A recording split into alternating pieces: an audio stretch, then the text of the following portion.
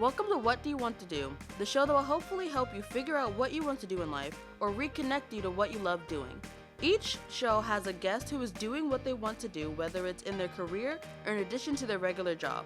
Most importantly, we want to help you realize that no matter your age, you too can do what you want to do if you have the will to do it. Now, here's your host, Leonard Kaplan. Here we are, another episode of What Do You Want to Do? And I have another guest here, another person whom I know very well. And her name is Claire Harrison. Welcome to the show. Hello. Hello. How are you today?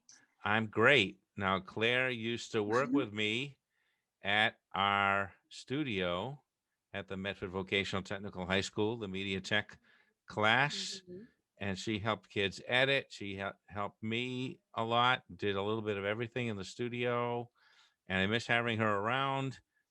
Just another excuse to have her on my show, because I miss having her around. Claire Harrison, I know you've been up to a lot of stuff since you've left. Now, Yep. Claire is my subject of this show because she has very high aspirations. She wants to work in the movie industry, and she has worked in the movie industry. So let's hear your journey, Claire, and how you came to it and how you're sticking with it. And what do you hope to become of it? Of course. My goals are always shifting, but I've always loved movies and I've always wanted to work in movies. So I studied that when I was in school, um, broadcast media and film studies. And then I graduated and I got an internship at a production company in Boston. They did mostly commercial work, and PSA work and podcasting. And it was a lot of fun. I felt very out of my depth for the first few weeks, but it was a really awesome experience. And I got to PA on sets, be a production assistant. And from there, I made connections and met people who then recommended me for other jobs. I started working on a Netflix show called The Society, and that was my first big time film job. And since then, I had a longer term job on Hubie Halloween. I just worked for a few months on Don't Look Up. I've worked on Castle, Hulu shows, Netflix shows. I'm currently on a Showtime show. And it's been quite the journey. It's been a lot of fun. I'm still having fun. Um, and as for my aspirations, I guess I've always wanted to produce movies because I feel very passionately about diversity and representation, both in front of and behind the camera. Um, and I've kind of I also am an artist, so I've mostly worked in art departments, but I've worked everything: locations, casting, set. I've done it all. I'm currently in a construction job right now, which I'm actually loving. It's been a lot of fun to learn from all the construction guys. Um, but yeah, and I still on the side, work on short films for friends and colleagues, and I'm also working on my own film projects on the side as well. And yeah, that's about it. Tell us a little bit about the construction thing. Is that like building sets and stuff like that? So in film, it's comprised of every department you can think of, art department, locations, the AD department, costumes, makeup, all of that stuff. And I am currently a production assistant for the construction department. Now, the construction department on a film, that kind of falls under the umbrella of art, the art department, and then we kind of track the greens guys, like, the people in charge of all the greenery and plants on set, the scenics, who are all the painters. We have all of our own medics who we also are accountable for. And yeah, we build the sets. I'm just a production assistant, so I'm not in the union yet. So I I'm not holding a hammer and building the walls, but I help I assist all the guys in any ways they need. I, get food. I do all the time cards. I organize their COVID testing. It's a lot of more paperwork. But it's really cool to see, within a couple weeks, like an entire cabin just like made and built. An entire like a bathroom, but it's like not a real bathroom. There's no working water because it's just like standing up on the stage. Um, and I work with a really great team, great bunch of people, and it's been really cool. So when you're in charge of any particular duty, you learn all about that discipline. Like you're in the art department, you know what goes on in the art department now. Is it your goal to work all of the little departments that make up the big movie and then move on to something bigger? Or do you want to skip a few? I definitely want to skip a few, and I always tell people which ones that I hated and which ones I loved. I think it is important if you want to be any sort of higher up on a film to understand what everyone does. I think it's very important to know that a carpenter is just as important as the casting assistant, or just as important as the accounting clerk. Everyone who works on a film is essential and needed. But I think, the same with any job. There's always, we're all separated into our own departments, and it's hard to see the unified vision. But I don't know, I've been, so I think that's why I think it's important. But I also just want to see what I'm good at.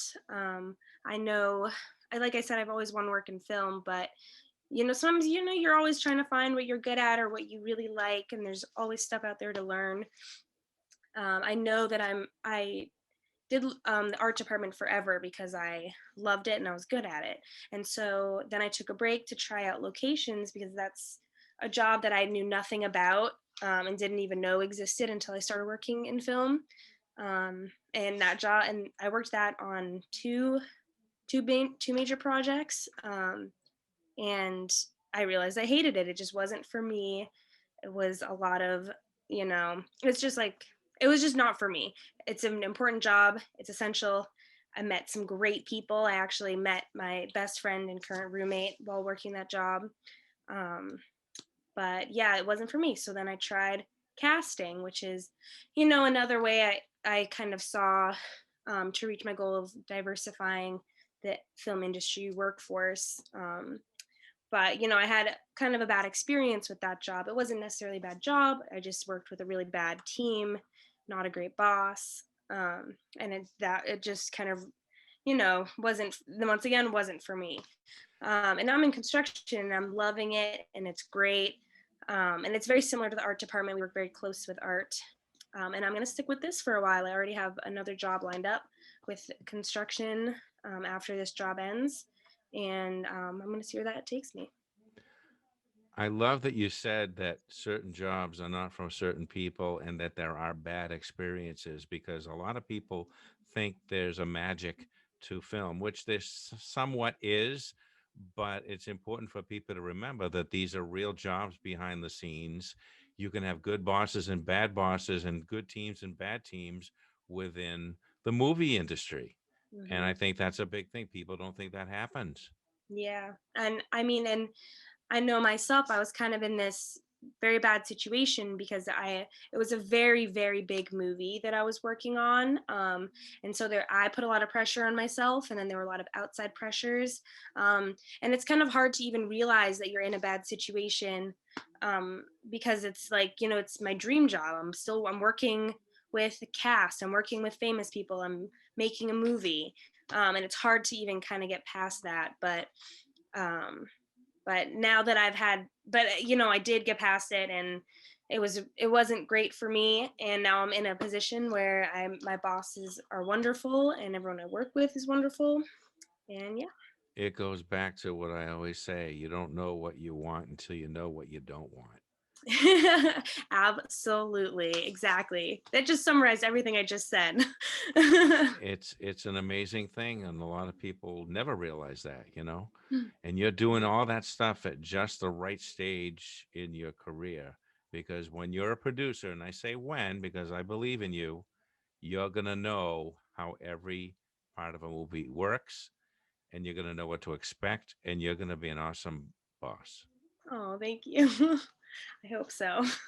Let's go back and we'll talk more about the present in a little while, but I want the viewers and the listeners to know a little bit about you and what gives you your drive, what gives you your confidence and courage to go into a very risky industry like this. Yeah. Ugh, I feel like I've had a lot of just dumb luck. I know that I work. I'm a hard worker, and I love to work. Like I said, I'm just passionate about film in general, and I always have been. My mom just kind of raised me that way to love movies, and so that's what drives me is like the desire to um, better be a part of and make some sort of difference in an industry that I love and that has always been a part of my life. So that's my major driving force. Your parents are very supportive. That's a big thing because a Yes, lot of my people I. have parents that say, "What do you want to what? Never gonna make that. What?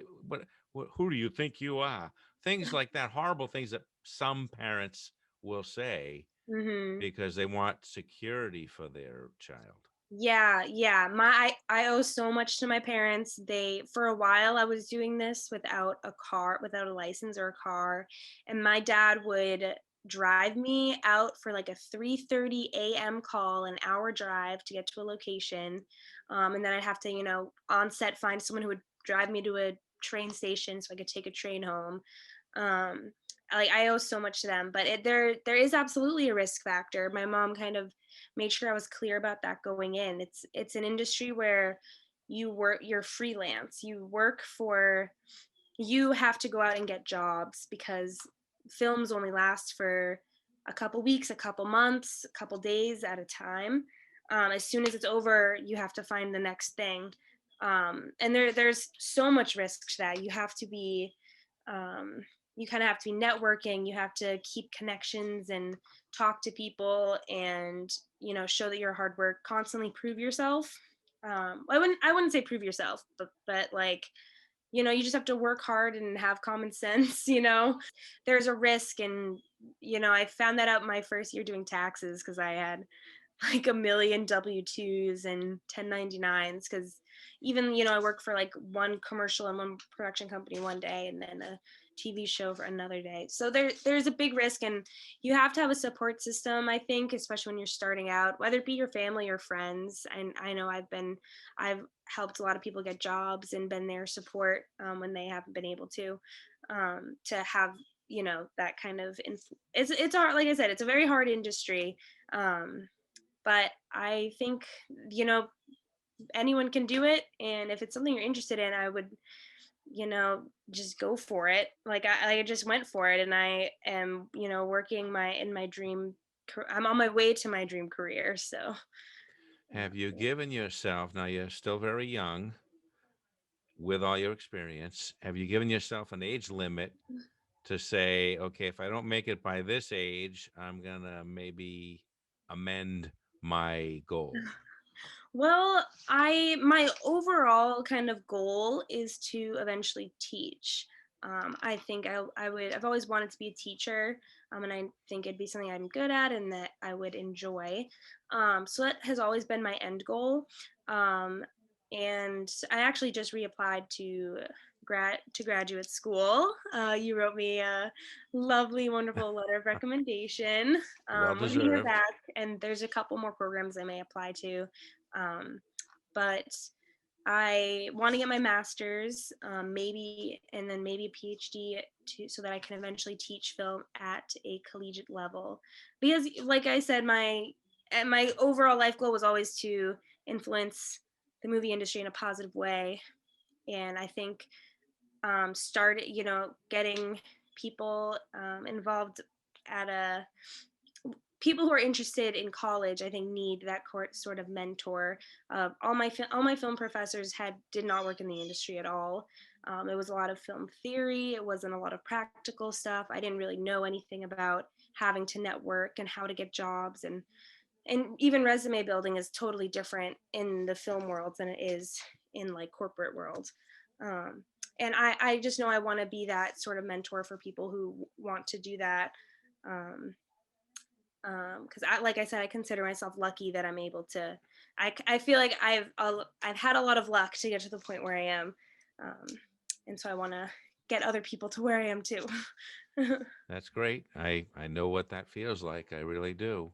Maybe when I retire, if we time it right, you can slip into my job for a while you're I know. going to I don't know school. about the high school kids. I love them to Yeah. pieces, but I going to high school every day just reminds me of when I was in high school, and I don't know if I could do that So I anymore. want to say this in defense of a vocational school because I had no experience with a vocational school before I had this job. I worked in a regular high school. Vocational school, for the most part, has students who really kind of know what they want to be doing, and they, at least preliminarily, are training for their life's work. Hmm. They're not concerned about college. There's not the same kind of drama to get into college.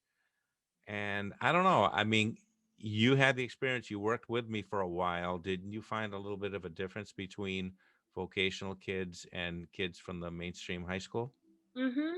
Yeah, I mean, I have a younger brother who also went to vocational school. There's definitely a different drive in high school. I think in Medford High, there's not focus on any specific sort of skill. And I think that when you're in a vocational school and you're actually getting practical skills, it absolutely gives you a leg up in what you want to be doing. And it's really awesome when kids know at such a young age what they want to be doing. I saw amazing talent in that class.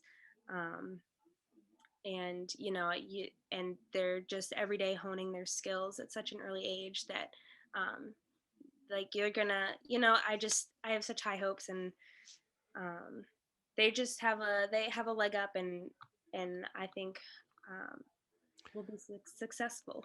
I hope someday you can come over when COVID is over and see the kids that are coming in. The freshmen and the sophomores are absolutely amazing. Mhm. The sophomores are pretty much like freshmen as far as their experience because they didn't have any hands-on there for their freshman year of media. Mhm. So it was all virtual. And coming in, they just really stepped up to the plate. We're doing a project right now, profiling every shop in the Vogue, and my sophomores are in charge of stuff like that right now. Mhm. And I normally never would have given any sophomore, that responsibility, but the team I have in my sophomore class is just they're ahead of everybody at that Mhm. age usually. So I'm astounded. Yeah, that's awesome. Yeah. So I want to go back to something you said because it's a very, very important topic and I don't want to gloss over it. Tell us about the diversity factor and tell us about your own experience, if you're willing. Have you suffered from any discrimination at all? I personally, in terms of the film industry, mm, okay, let me And the Me Too movement. right. So I think that the film industry as a whole, as we know from Me Too movement and other movements like Oscar, hashtag Oscars So White or whatever, it's kind of it's it's an outright fact that we know that the film industry is not diverse. The movies that we see have casts that are mostly white, about stories about people who are white and straight and um, you know cisgender, and it's the same behind the camera, if not worse, I would say. I mean, I can only speak to the industry in New England, Hmm. um, which is not the same as the industry in Georgia. It's not the same as the industry in New Orleans or LA. It's very different everywhere you go. But Boston industry is growing quite a bit. They're actually, even though we just came out of a pandemic and not working for months, we're not out of the woods yet. But the the filming here has picked up so much that they're actually struggling to find workers in the area. Like they're like desperate for people in the film industry right now because so much content is being created. Um, but I can only speak to New England, but it's been very white. Most professional sets that I'm on, it's like 99% white. It's usually me and one other person. Um, Generally, besides that one job that I kind of spoke about earlier, my casting job, I have not really experienced any discrimination. I like personally like people being outright bad to me, Mhm. for lack of a better term. But it's the fact, that I'm on a crew of almost entirely men right now, and they're entirely all white besides one person. That speaks for itself in terms of diversity. It's not diverse at all, and it feels like there hasn't been a real effort to change that. You hear every day of creepy guy, steer clear of creepy guy, older guys who hit on the younger girls all the time. um, and it's just not where it should be. And there's obviously been a push to change that in the past few years, but it's been very slow moving, especially behind the scenes. And if I'm being honest, the sets that I've been on that have been diverse have been the best sets that I've worked on. They've been like the most memorable experience, the most fun, the most collaborative, the most supportive. Um, and I can only see it as a positive to diversify a workforce, getting stories out there that have never been told before. Like, we don't need to see the same stories about the same people over and over again. um, new and innovative ways to do things, like different shots or how to rig. That can come from people who didn't even know that the film industry was an option, because I think a lot of people think it's this every films, everyone watches movies and everyone is aware of the film industry, everyone is aware of celebrity. But I think it's this kind of like far off magical place, and people don't think of it as an actual like workforce and entire industry that employs hundreds and thousands of people. Um, but yeah. Aside from fair treatment, when people of diverse backgrounds come together, what can the higher ups, in your opinion, do where there is less than a diverse crew? What can they do to even that out? In your opinion, what should be done specifically? What actions? I mean, I think number one is getting the people hired and finding the people. The excuse is always that, we can't hire a diverse workforce because the people aren't there. And there have been talks. I overheard one of the union reps talking about going into vocational schools and going into more schools to kind of recruit people and talk about the industry, and how it is a viable career option and not like something that is completely out of touch. And I think that is a really good place to start, is going into schools. Because like I said, like I didn't get in my high school or my college experience, I wasn't really told how to get a film job, it, at all. Um, didn't even know it was really, really possible for me. Um, so that's number one. Um, but I mean, the film industry is so, every job is so different. I'm in a construction force right now, workforce. It's just construction. It's construction Mhm. workers. So in order to get skilled workers, like there's something as simple as just going to a construction site, like, or like spreading the word around in those circles. Posting more about it, and not, it's every job I've gotten has been from word of mouth and not from, or like Facebook posts. and there aren't ever I don't really see many job postings about film jobs because there's such like this precedent of people recommending their friends, which then it turns into, in the Boston area, like half the PAs all went to Emerson because it's just Emerson kids who like recommend other Emerson kids, which is great and they're talented and they've all gotten an education, but it doesn't make for a very diverse workforce in terms of in terms of That's diversity in a general. very interesting conundrum because you're making these contacts. You're going to have a leg up over other people. I'm wondering if it's ever possible to have a totally fair workplace anywhere, because that's the way industry works, not just the movie industry. You hire people who you're familiar with, who you know. Even in doing the show, 99% of the people that I've interviewed are people who I know. Hmm. I haven't advertised because it's always comfortable to deal with somebody that you know their personality, you know that if they're going to show up or not, things Hmm. like that. So it, it's my opinion. I think it's partly discrimination, but it's partly nepotism. Absolutely. And it is straight up nepotism too. There's tons of like fathers and sons who I've met in this industry as well. And very specifically fathers Right. and sons. I haven't met any mother-daughter pairs, but I've met probably 10 father-son pairs. So, I mean, I don't want to sound negative, but I don't think the cycle of nepotism is ever going to be broken ever, anywhere in any That industry.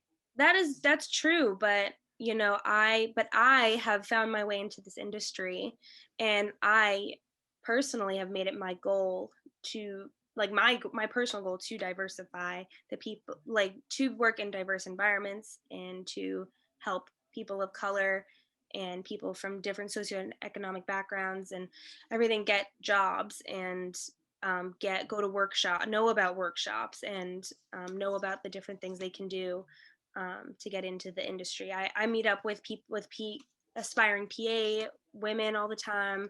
My current roommate, I got her a bunch of jobs, and it's and then once more, I feel like once the diversity starts, that then it stays, in my opinion. I mean, that's not Yeah. obviously not true, but that's the place to start, is just by getting these people in and not working. You don't see a problem when you're working with 30 other middle-aged white men for the past 20 years.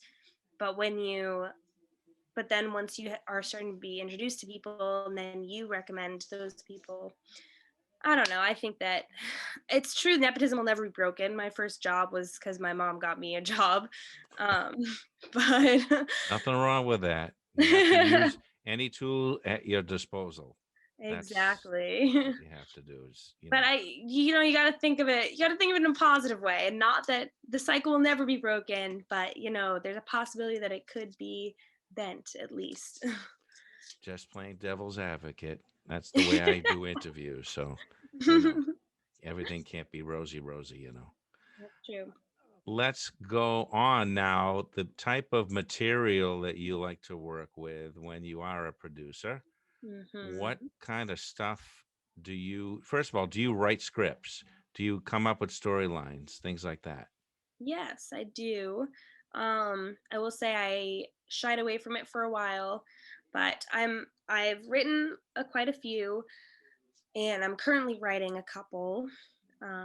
The content I'm mostly interested in is I like, horror, fantasy stories that are compelling, um, um, and myths, things that like history, I don't know, like things of that nature are things that I enjoy to watch and to like books I like to read, and so that's the content that I want to be making, um, and Very similar to my aspirations. mhm.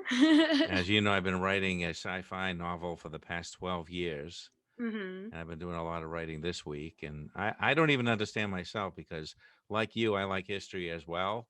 And I read mostly history, but I write mostly sci fi. So Mm. maybe I'm afraid to disturb the history with something that might go out of bounds. Like it's Mm. not, that's something that didn't happen. in one of my stories and be inaccurate. I don't want to be one Mhm. of those people that uses history inaccurately and do a Mm, bad movie. You know what I mean? interesting. Or a bad book. I feel like I use history to influence my what I write. So, for example, right now I'm writing a script, a short about about like it's a slasher at a lake house. It was kind of a challenge my friends and I gave each other because we have access to a lake house. So we were like, let's all just write a script that takes place at a lake house, can be about whatever, and then we're going to pitch it to each other. Whichever one seems the most doable, we're going to make. Um, and so right now I'm writing. It's just a basic slasher at a lake. That has and but the monster in it is going to be mermaids. And so I've kind of done a bunch of research on the history of mermaids and mermaid mythology, and have incorporated that into the script. Kind of like I researched all about like the first ever mermaid myth to appear in human history, and I kind of like based a lot of the myth of the fantasy mermaid in the story on that. uh, So you say that they are monster mermaids. So does that mean they're cannibalistic?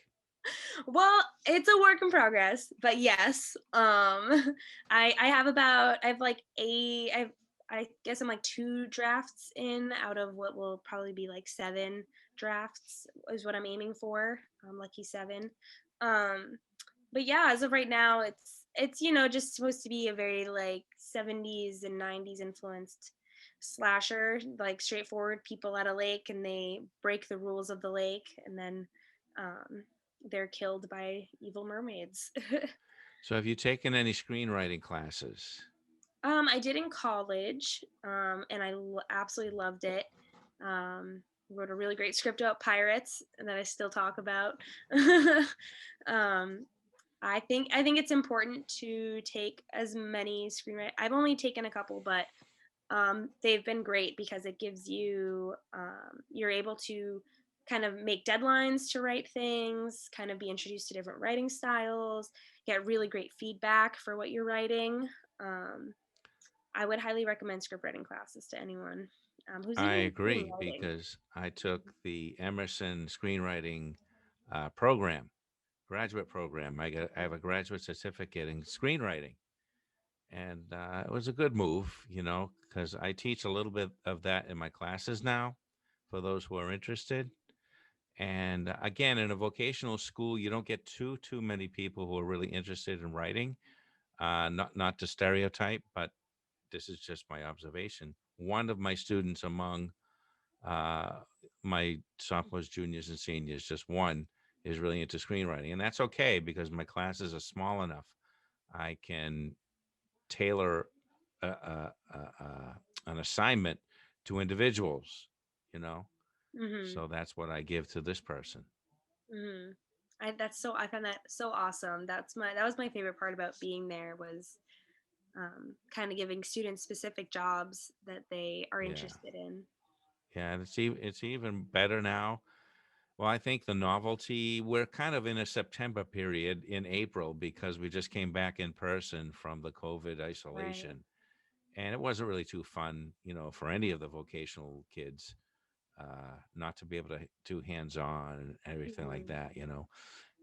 And if I could just speak to the COVID caution that we have to undergo here, it's a little bit different. I can't really stay 6 feet away from people because you have to show somebody on the computer like what to press, and you're Hmm. kind of over their shoulder.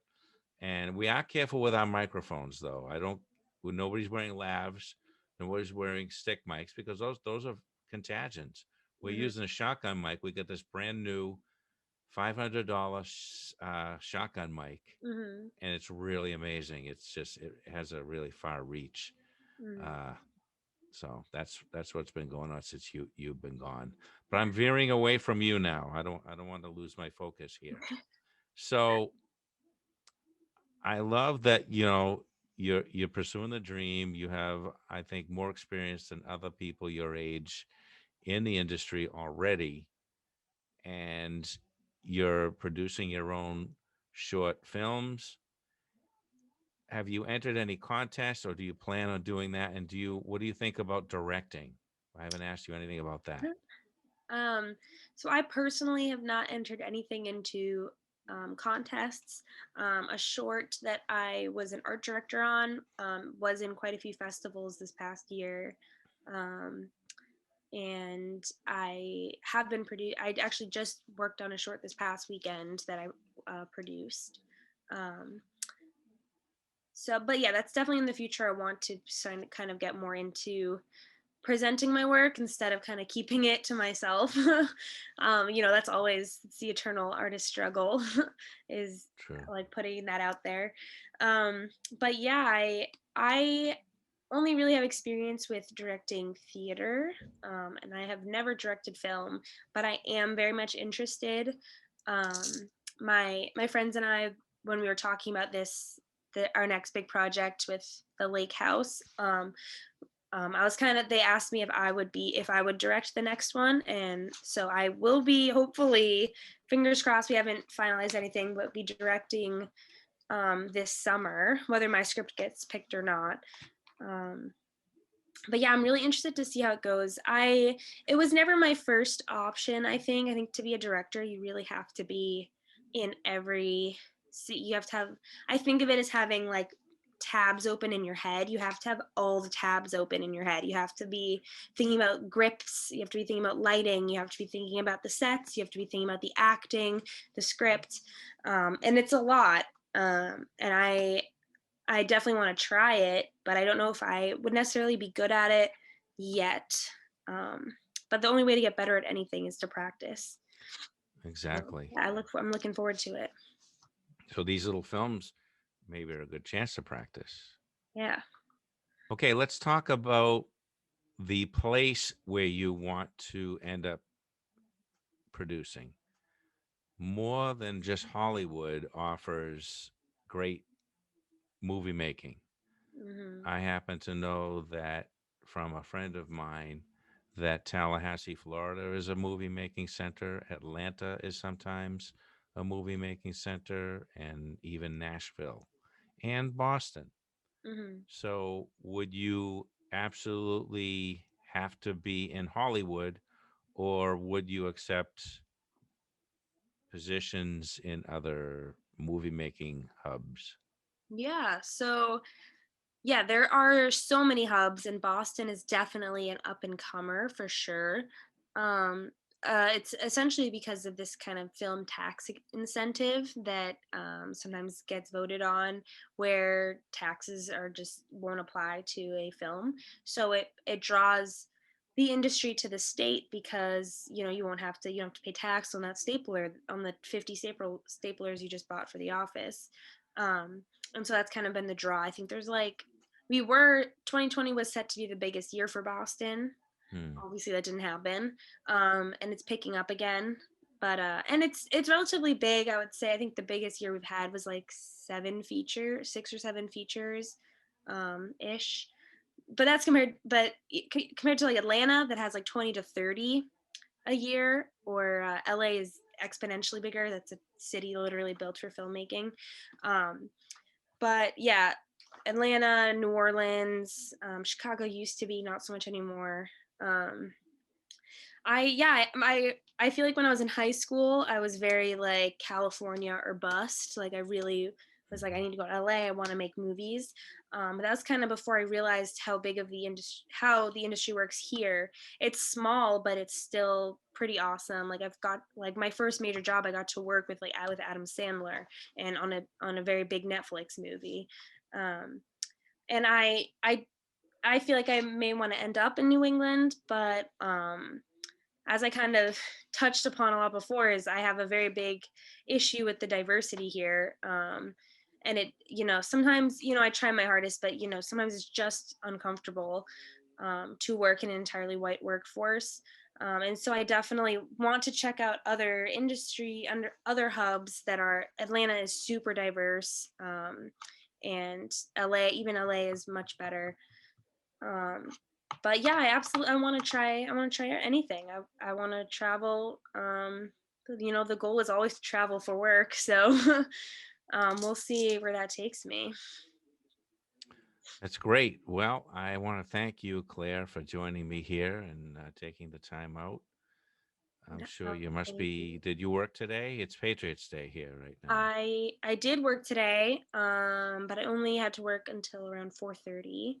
We're kind of in a lull. The show I'm on a TV show, and we're in the middle-ish, so we don't have any really big builds to build until the end of the show. So it's been very slow at work. Today I did work a lot, but it wasn't too bad. I was out at 4:30. Yeah. Well, thank you. You have a lot of energy then to do this interview after all that. I appreciate it. I was so excited when you asked me to do this. Well, that's great. So you're part of a great series of people who I interviewed, all doing what they love to do or aspiring to do what they love to do. Mhm. And that's the aim. I want this to be like a little bit of an online library for people of different aspirations and goals and disciplines. Oh, you want to learn how to be a luthier? There's my friend the luthier. You want to learn how to be a movie producer? We watched Claire's interview. We want to Mhm. learn how to be a concert pianist and a comedian and a jazz singer. We watched the 3 episodes I did with my friend Sarah. So Mhm. it's that kind of a show. I hope it's to be inspiring, and I want to help a lot of people get where they want to be. So Yeah, I think you are, cuz it's just awesome. I know this would have been, if I had the chance to sit down with someone who actually had worked in the industry when I was in high school, it would have made me feel a lot better about my future and not as uncertain. Um and yeah, and, it's just really, yeah, it's awesome. and this way they can watch you and not even have to talk to you. They can be in their pajamas in bed and watch, and you'll answer all their questions. Yep. And I encourage anyone who's watching or listening to, if you know someone working in a job you want to work in, just ask them about it, because I'm sure they would love to talk about it. Um, and you never know where it leads. If anyone wants to talk to me, reach out. I'm on social media, and Mr. Kaplan has all my contact information. All right. So thank you, Claire, again for coming. I want you back on the show when you hit your next milestone. And at the rate you're going, I know that's not going to be too far away. Thank you. Thank you for all your confidence in me. Of course. All right. Well, thank you very much. Thank And you. we will be right back. I want to thank my guest, Claire Harrison, for coming on the show. We're going to interview her again at every stage of her career. And until then, what do you want to do?